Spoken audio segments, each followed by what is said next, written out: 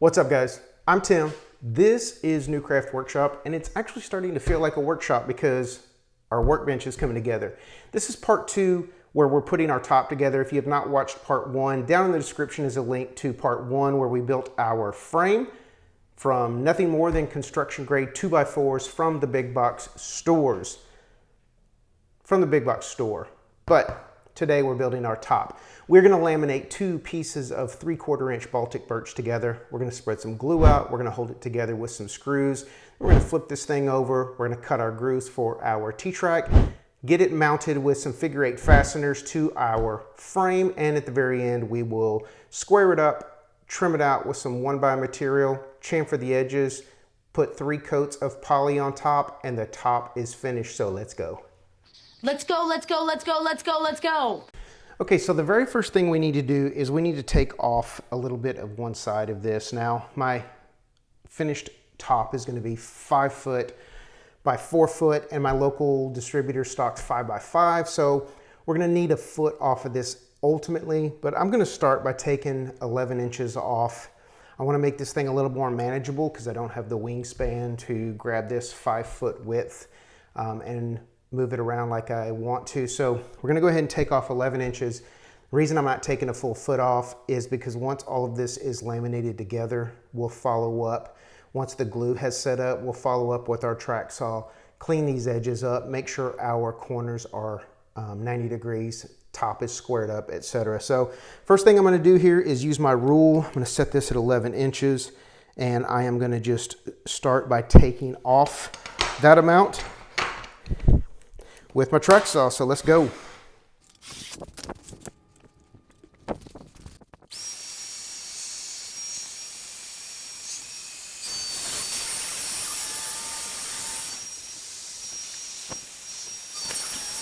All right, we've got this piece cut off. Now it's time to get these things laminated together. Now I'm going to lay out a grid pattern here where we are going to pre-drill and countersink, drive some screws in through the bottom of this, hold this thing together while the glue sets up. Now, I have to take a couple things into consideration. Number one, where's my T-track getting installed?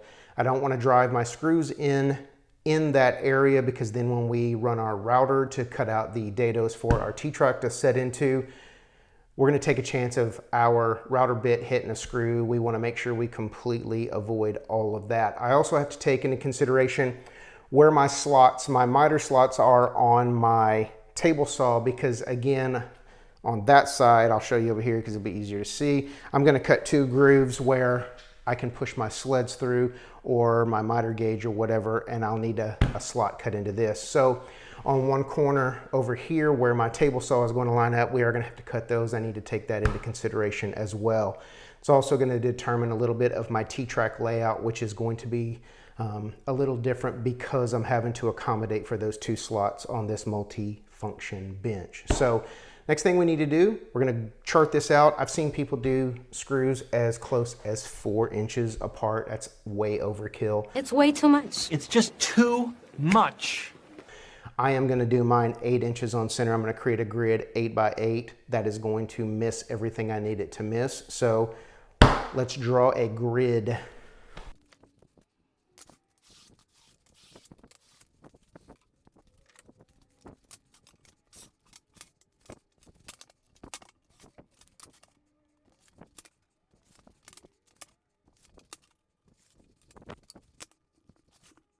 All right, here's my grid. Now it's just pre-drill with a countersink. All of these holes, then we can separate these 2, spread our glue, put it back together, and drive our screws in. So I'm gonna fast forward this process, but that's basically what we're gonna do. Let's go.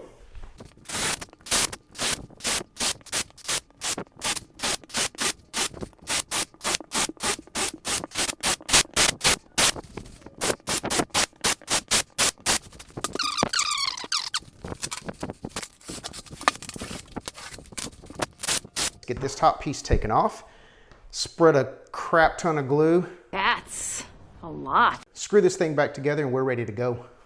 And speaking of screws, we're using 1 1/4 inch long screws. That is going to give us a 1/2 inch into this material, which we really need at least 3/8, preferably 1/2 inch into here, Make sure we get a good firm connection between the two pieces with these screws. That's going to keep that nice and tight until the glue sets up. So let's spread some glue, drive some screws. I'm going to fast forward all this. Catch you guys in a second.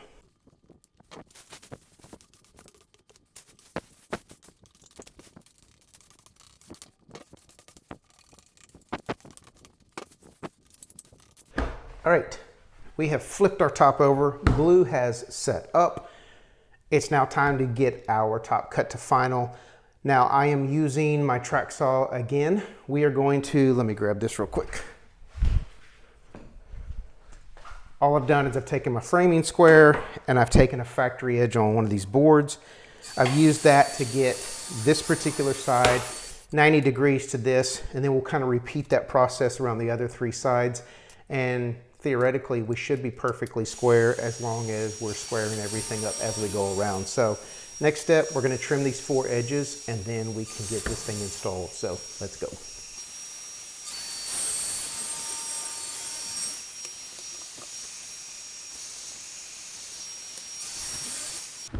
All right, everything is cut down to final dimensions. Everything is nice and square. As a matter of fact, I am 1/16 off, corner to corner in both directions, which for a 4x5 piece of material, I'm off 1/16 of an inch. I'll take that all day, every day. So next thing we need to do is we need to get all of our stuff laid out for our T-track.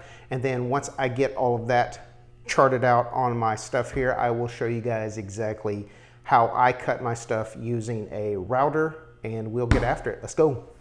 All right, and this is how we're going to get our top installed. These are figure 8 fasteners, 2 holes here. One is going to get a screw driven through it, holding this part onto our frame. Then from the bottom, we can drive another screw up through this into our top. That's going to hold this in place. These are extremely thin, but we do need to prep our frame to accept these because we want these recessed a little bit. So let's do that right now. So we need to get this installed on our frame. And then this hole here is going to be where we run our screw up from the bottom to attach to our top. Now I'm just going to make a mark here. We want to just leave enough of room here for this overhang for the screw. And then I'm going to take my rule and I'm going to lock this in place right here. And that's going to be my distance from the edge. I'm going to put 4 on either long side of my frame, 3 along either side of the shorter end. Remember, my bench is 4x5. That's going to give me a total of 14 of these connectors, which is going to be more than enough to get these installed. So the first thing we need to do is this right here is 7/8 of an inch. So we're going to take our Forstner bit. We're going to drill a hole right here, 7/8 of an inch in diameter. And the depth is going to be just enough to cover the thickness of our figure 8.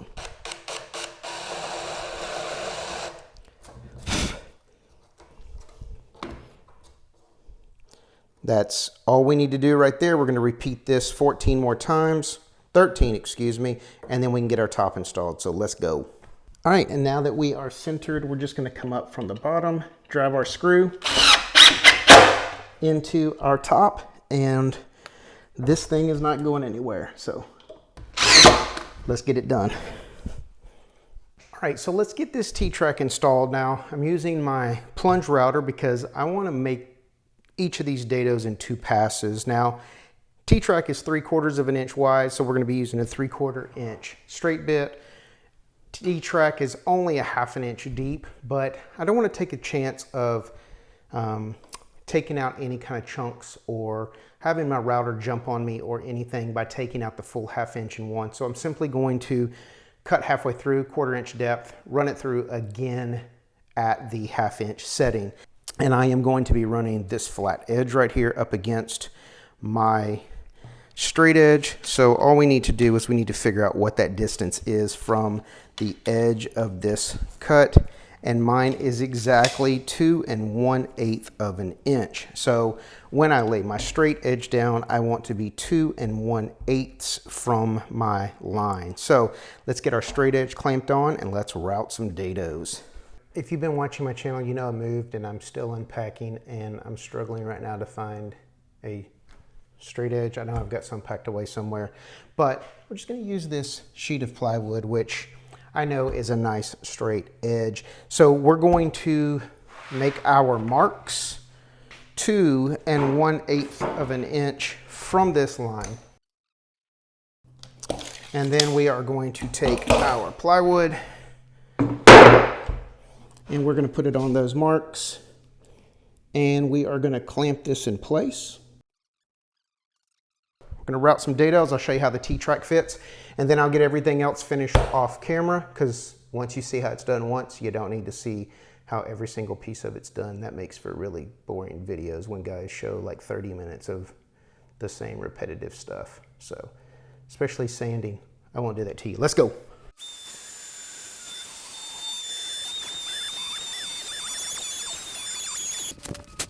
All right, and the moment of truth.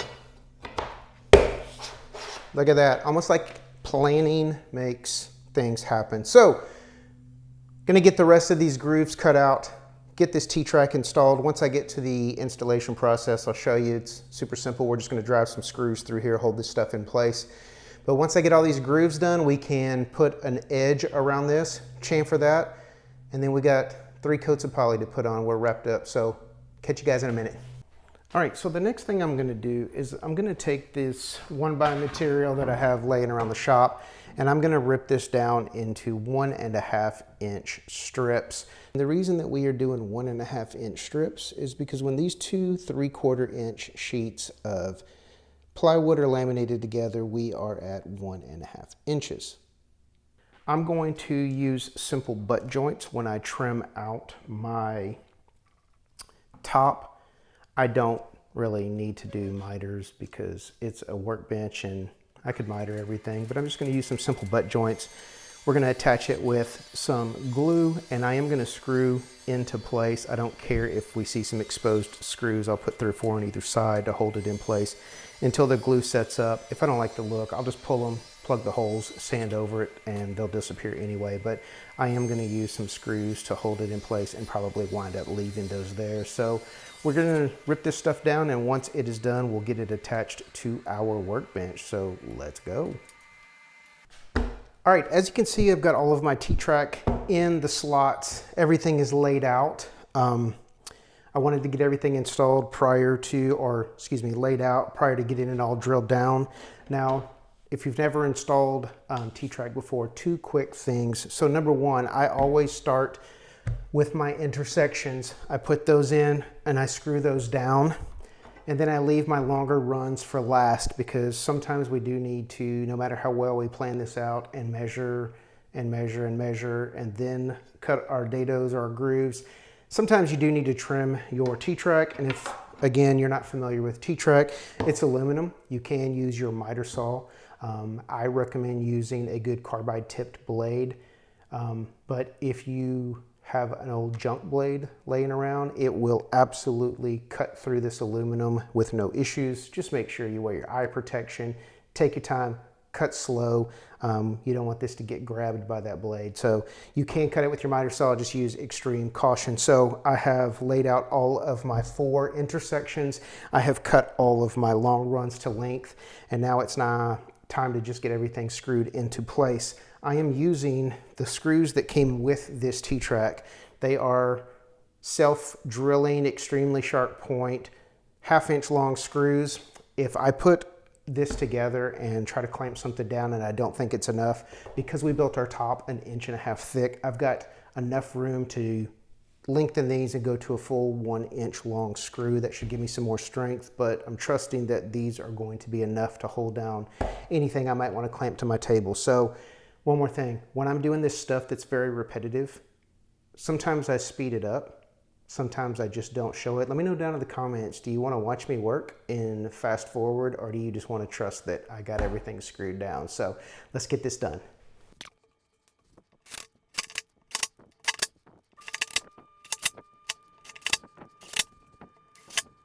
If you prefer watching me in fast motion or fast forward, there you go. If you prefer me cutting this out and not showing you anything, now it's your turn. I'll be right back. All All right, we are down to our final step. Well, the final step I'm going to show you. I'm trying to keep these videos under 20 minutes and I'm struggling. So all we got left to do is to put on our 4 pieces along our edge. I want to trim this out. I want to keep the plywood edges covered and not exposed. I don't want them to chip up and flip. Notice I have cut some grooves in my pieces. That is when we go to put these on. We need that groove. Hopefully you can see this, maybe over here. We need that groove so that we can slide our T-track accessories in. This is something that the first workbench I ever built, when I used T-track, I forgot these, and it was a pain in the ass to get my router lined back up perfectly to get these cut out. So I made sure I marked everything when I marked for my T-track. But all we've got left to do is to put this on, and I think I mentioned this earlier. I am going to once again use these tan screws. I'm going to pre-drill. I'm going to put 4 on the long end, 4 on the short end, 5 on the long end. I am going to glue this in place also, but I am going to leave these screws in here. They blend fairly well with this lumber, and it's a workbench, so I'm not going for a fine piece of furniture. And I am just going to line this up by feel as far as the end of it right here, as well as the top. And then I'm going to pre-drill 1 right here, drive a screw in, and then we can work our way down. I'm not going to lie to you and tell you that this is completely perfectly surfaced on all 4 sides. This is ripped down 2x4, just like my workbench is. This is from the big box store. And whenever you start ripping down 2x4s, it gets a little wonky sometimes. You get a little bows and bends, but we're going to fix that up with some screws and glue. And I am going to drive this in only to hold it in place while I work my way down the bench, getting everything else pre-drilled and put in. And I just want to make sure that I try my best to keep this top as flush as possible as we're going down. So let's get it done. All right, that is it. And God, as you can tell, it needs to be it for the day. It's hot as hell in Houston. So off camera, I'm going to put 3 coats of poly sanding in between each of those coats. I want good protection on here, and I'm going to chamfer my edges of my trim that we put on. Other than that, top is done. We can get back to building some projects. That's coming. So do me a favor, click that subscription button, turn on your notifications, give us a thumbs up for the video, and most importantly, the best thing you guys can do to help us out is leave us a comment down in the description. Helps get our stuff out to more people. Join our Facebook group. There's links down in the description below.